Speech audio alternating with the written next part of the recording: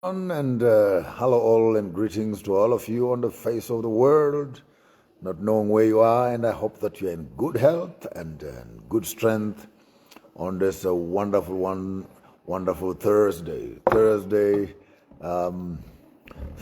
morning, going for afternoon right here in Zimbabwe.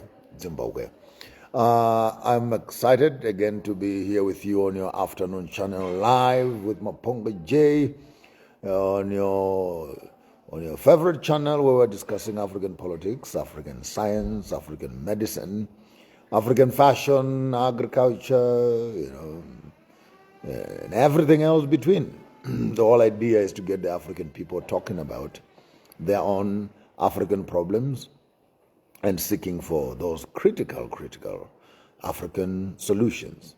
And for this morning, I have two issues that rather interest me, that I would love to take us a walk through for this afternoon, particularly focusing on Zimbabwe, but ultimately making some recommendations for the African continent in general, but Zimbabwe in particular, and just two issues that I want us to address. Item number one, it has been making some news and media rounds, the story of Mr. Cross, Mr. Graham Cross, a Caucasian British businessman whose family has been here for some years. And he is a blogger, he writes, and he was also part of the opposition party, MDC, and moved over into CC, and now that Chamisa has moved to another party, I don't know as of what is his political inclination.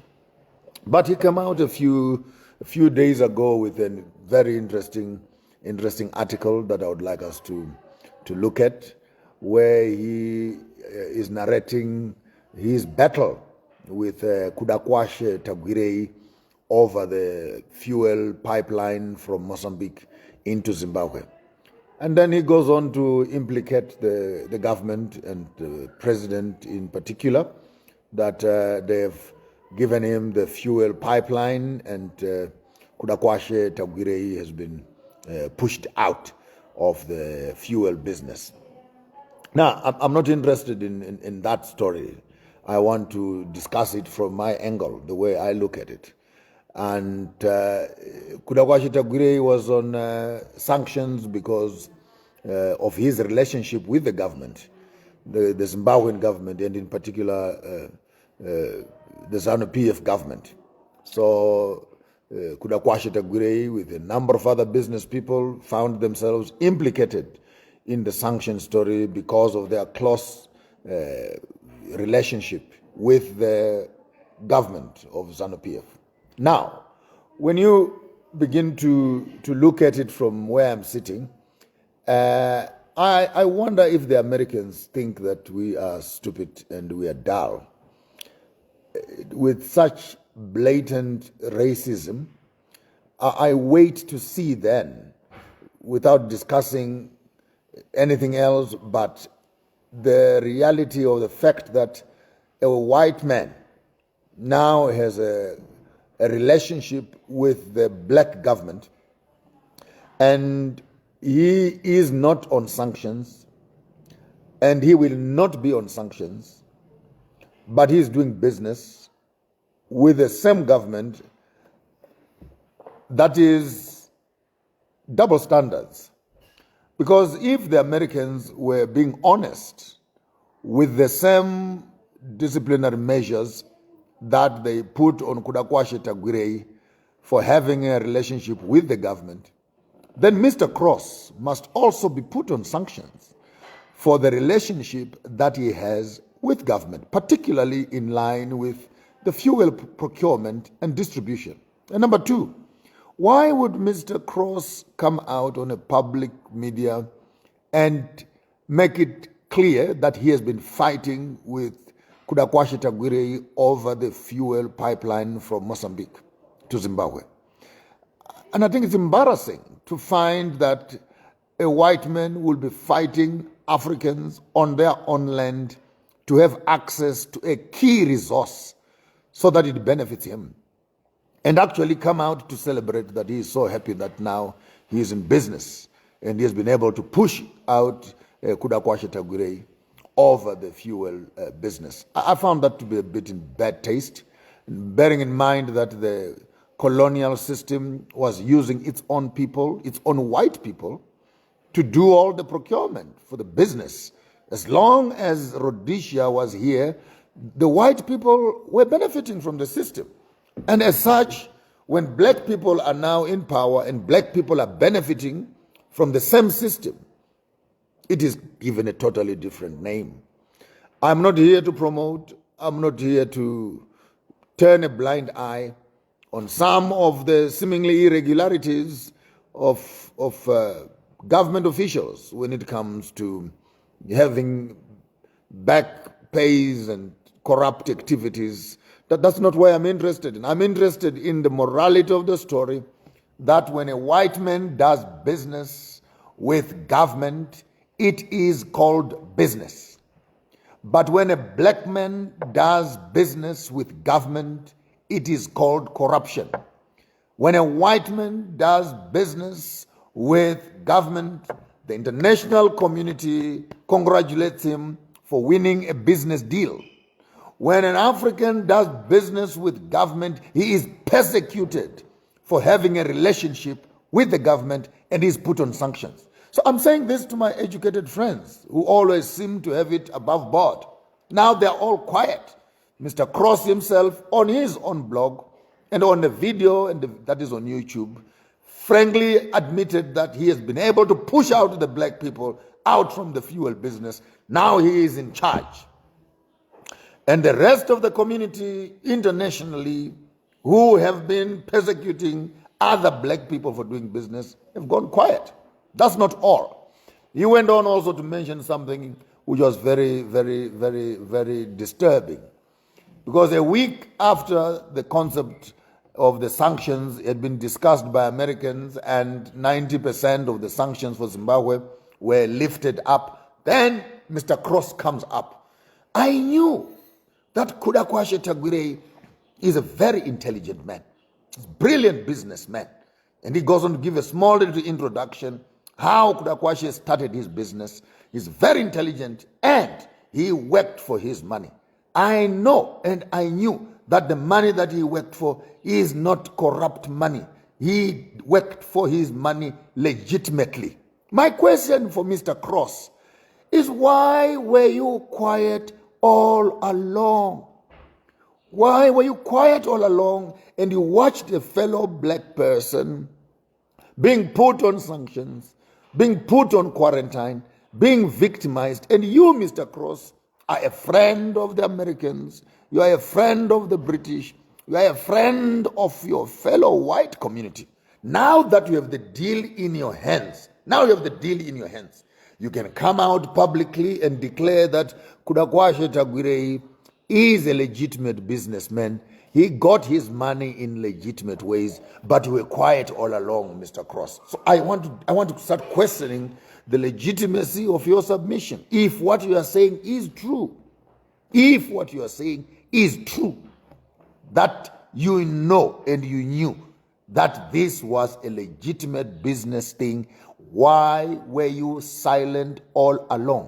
What is in it for you that you can begin to reveal this information conveniently so to the world and the international community about the cleanliness of Kudakwashe Tagwirei, which you have been quiet all along? Oh, now I know. You were quiet all along, though you knew the truth, because you were fighting over the fuel business. In my two small little brains, two left and right brains, and I think I could not find a better reason for that. That you can only begin to share true information when you are now in benefit of the fuel transaction and the fuel business. It kind of puts your character in a very questionable, business-wise, puts your character in a very questionable way.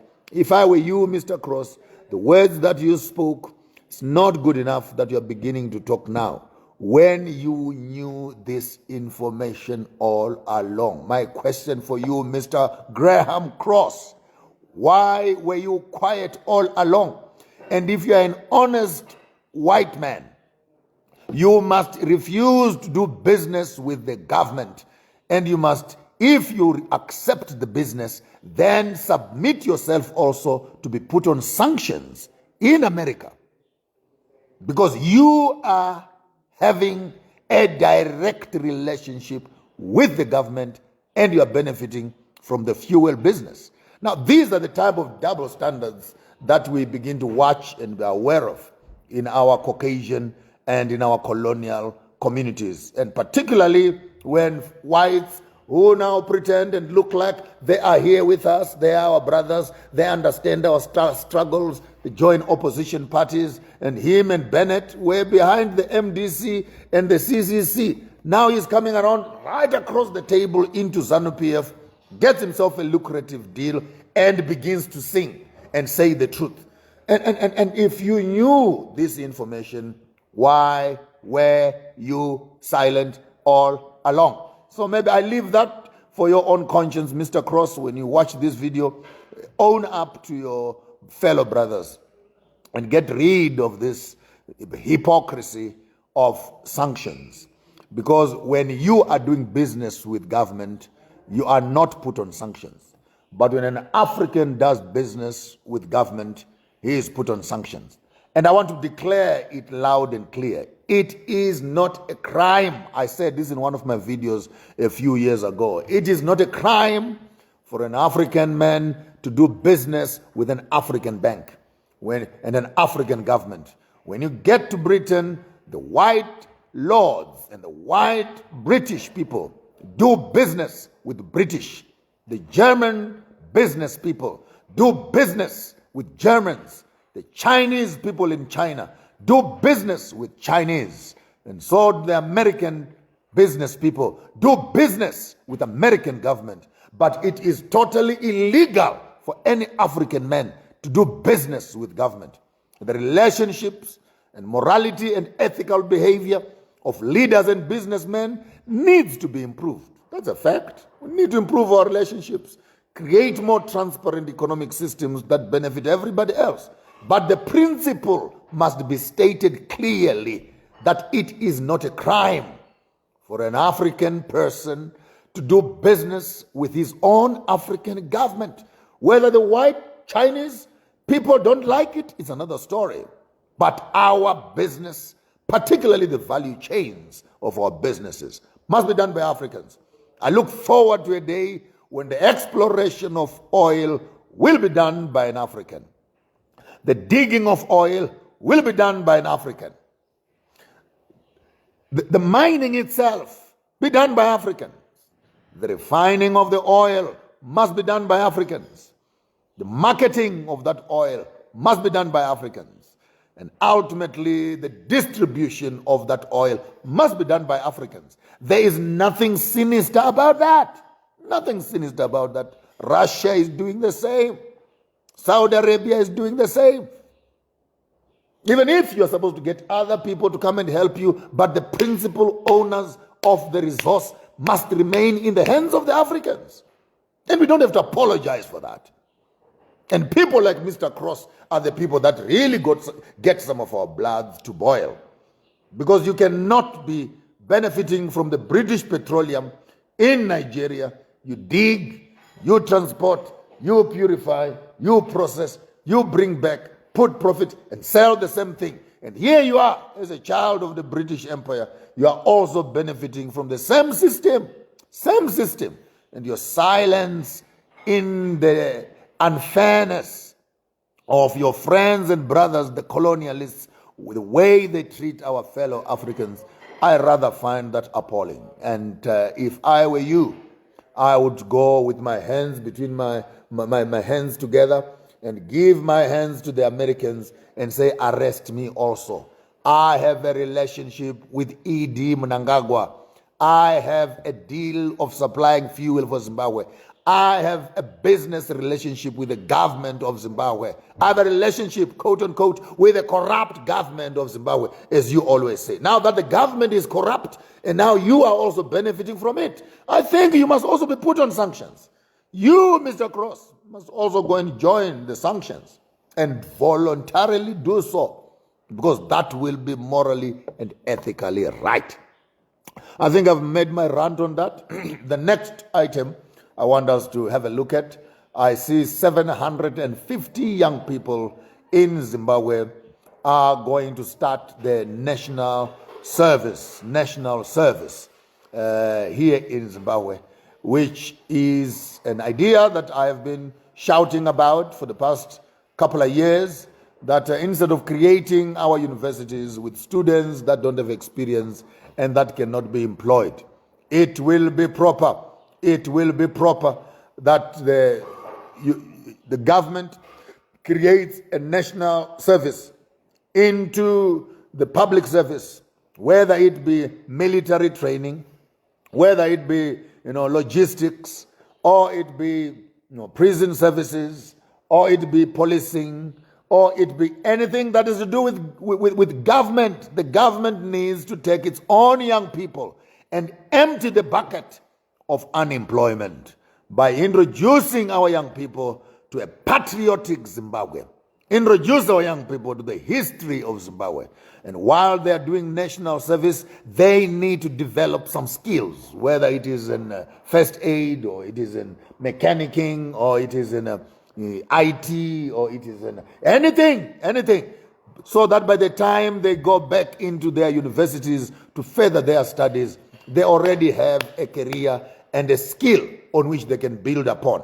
And these two illustrations I've spoken about are bringing me to the conclusion where I'm using Zimbabwe as an illustration to share how Africa can move forward. Number one, African governments must start doing business with themselves. Identify each other in your country and give the best contracts. Give the best contracts of your country to fellow nationals of your country. Say it again. Burkina Faso, Cameroon, Zambia, Zimbabwe, Botswana, South Africa. Give your best contracts in the country to your fellow country person, to particularly black people. Empower them with resources as nationals.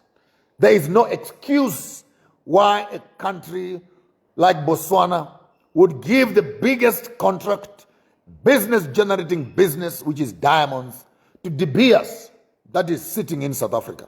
It's an indictment to the people. It cannot be fair by day or by night that your businesses as countries, your prime businesses as countries, your major resources as countries are actually in the hands of the foreigners. Here is the tricky part. When you give that money to a foreigner, when they have money, they give the money to the opposition and they'll push you out of power. That's common sense. So all African countries that have resources, the first point of call, identify your top 10 lucrative contracts, lucrative resources, lucrative businesses in your country. Empower your local people to own the means of production, and the value chain of those businesses will give you direct spin-offs back into your country. Because a local person, they will be able to invest locally, employ locally, and spend their money locally. They want to be seen to be working on some of those contracts locally. That's a winner.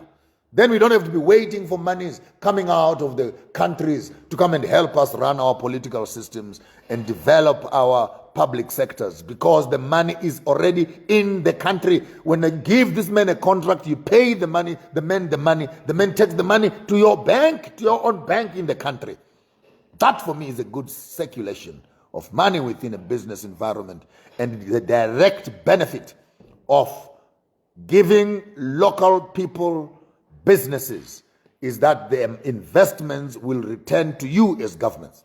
So don't be lied to by this multinational thing. Hey, multinational. Hey, man, if you want a multinational, they must come in as contractors. Employ them. They must not own it. They must be employed. And while they are employed, one condition, train, skills transfer. For 5 years, 10 years, after that, please, hello, thank you very much. It was nice meeting you. We'll call you again when we want you. But while they are training you, you as government, take your students, put them to universities, fly them across the world, train them also, so that you can have a backup plan to sustain your own local businesses. And you invest both human resource and resource itself, entrust that in the hands of a local person. Grow your local business people. There is no American, no British, no German who will come here and help a Zimbabwean businessman to become the top businessman in the country. Never. These foreigners, they collect resources and they take them back to their own countries. It's high time that Africans begin also to directly look at how can we develop our own African millionaires, African billionaires. That's why I have great respect for Jacob Zuma. While he was in power, he developed the greatest number of millionaires. I can't remember the figure exactly, but in his tenure, we had more millionaires coming out of Zuma's hands. Why? He gave them contracts from the government. Wena, public works. Wena, water. Wena, roads. Wena, and these black people are now well-to-do. Whether they are able to invest that money back into their country or they are spinning it in Senton, drinking champagnes, is another story. But African governments must invest in their own African business people. So the public service needs to open up its doors on this public, national service arena, where the government is now collecting the first 750 young people are coming into the national service. And this, again, I say it to the government, as the governments of Africa, please open up national service. National service. When you finish your high school, you don't go to university without a certificate from national service. Yes, you heard me well. National service. Then you re-educate your young people. You reorient them, so that you can produce a high quality of politicians, a high quality of employees who understand exactly what their governments are all about, what their struggles are all about. The problem we have right now is that many of our young people don't even have a clue of what their country is all about, where it is coming from, what is it that we were fighting for, what is it that we must repair, where are we failing as governments, and etc. And you cannot be failing in ignorance. You need to get there, learn and study, and know exactly what is happening at the core of your own governments. Go for national service. Learn how to use a gun. You heard me well. National service. Our young people must know how to use guns. Yeah. Go to the army. Crawl on the ground. Next time we have a problem in the country, we will have a great reserve of qualified, intelligent, well-trained soldiers. Look at China. 400,000 women, soldiers, military, intelligence, first aid, infrastructure, all part of the army. That builds the base for any country in Africa. And I think we must stop talking about, hey, employment, we need employment. I hear it, all the presidents of the countries in Africa here, hey, unemployment. Unemployment is a speech of a disorganized leader. Only disorganized leaders will be talking about unemployment, because you as the government are the biggest employer in any country. So open up your doors to national service. Collect all your high school students, those who passed and those who failed, into your national service. Introduce them to skills. And while they are being introduced to skills, they are giving a critical resource into their own governments. This will cut down on drugs. This will cut down on unemployment. This will cut down on unskilled young people who are walking on the face of the street, when the government has all the infrastructure to train its own young people? Those who want to do water issues, those who want to do war issues, and all of it under the government, And it is in this space that we can begin to see the reduction of unemployment. And on the same wavelength, we will be able to develop a military trained African young people. Thirdly, we will be able to have skilled young people walking into the market. Number 3, 4, we will be able to have disciplined young people looking for employment. And above everything else, physically healthy young people. Because in the army pillar, you can't be putting on those trousers of yours that are falling off from your buttocks. They'll whip you and put you on the straight and narrow. That discipline is lacking amongst our young people. All they know is how to put some funny little cap, and sag their trousers, some little headphones here and there. Hey, yo, man, yo, what, my foot? Unemployed young little boys and girls. So we need to reinstate the National Service Act in every African government. Let's start mobilizing young people. Let's train them militarily. Let's train them academically. Let's train them in IT. Let's train them in the military space. National service for Africa.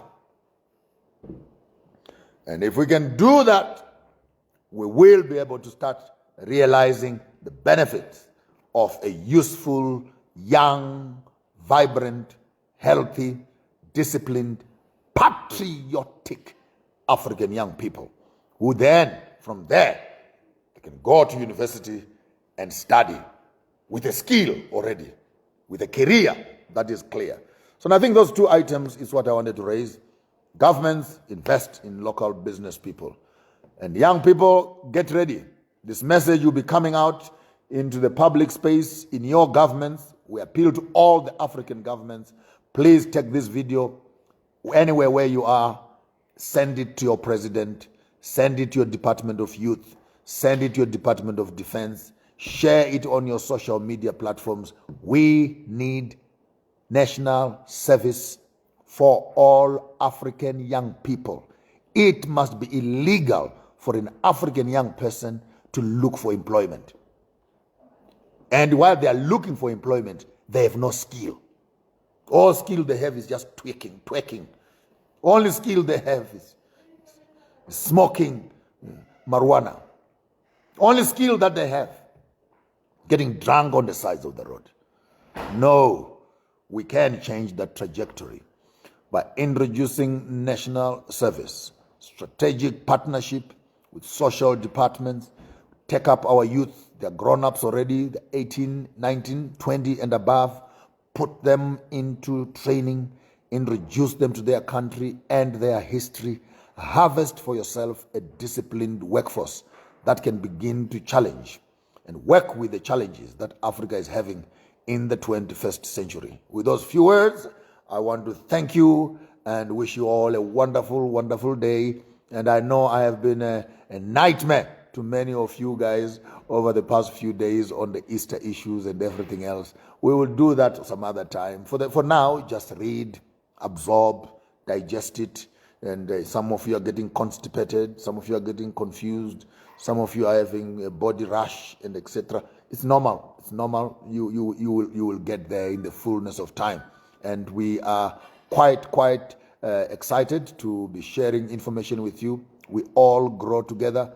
You do your part, I do my part. I share, you share, and let us develop a new breed of leaders that can actually be responsible for changing the trajectory of Africa being a poor country to Africa being a rich continent, Africa being unemployed to Africa being skilled, from Africa that is always depending on other investments to Africa investing in itself, to Africa that is billionaires who are coming out of Africa, to Africa that is billionaires who are coming out of herself. And we are investing our all as governments, as communities, in making sure that amongst us, There are those that can be counted, and with a good moral and ethical training, we can develop for ourselves a useful African who can be able to transform their own history. It's not what the white man will do for us. It's not always what the government will do for us. Sometimes it's what can we do for ourselves. And a change of policy, small little change of policy, just a change of policy. Make it an act in parliament. Yeah. What's your point of order? Point of order. We want to fix unemployment. I rise on a point of order because I want us to implement the policy for the National Act. Just the submission of that policy in your government. If you're an MP, listen to me well. Put that policy on the table, debate it, gazette it. And the government must create a budget from themselves. Cut down on their cars, cut down on their luxury stuff. Put that money into national service. We will have protected our investments, protected our young people, and protected their future. With those few words, I thank you. And I wish you all a wonderful, wonderful afternoon. Until we see again, stay away from trouble. Don't do what I won't do. But if you do it better.